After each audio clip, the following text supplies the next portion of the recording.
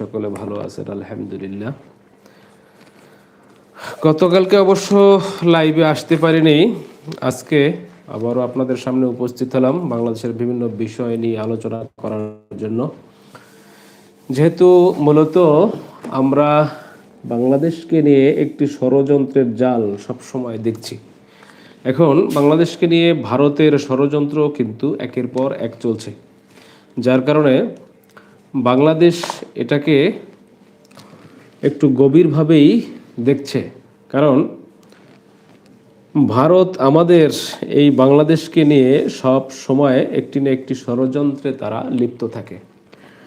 আসলে আগরতলা হাই কমিশনে হামলা ধারাবাহিক প্যাটার্নের অংশ বাংলাদেশ। কারণ ভারতে আমরা জানি আগরতলায় বাংলাদেশে এই হাই কমিশন অফিসকে কেন্দ্র করে তারা হামলা চালিয়েছে, যেটি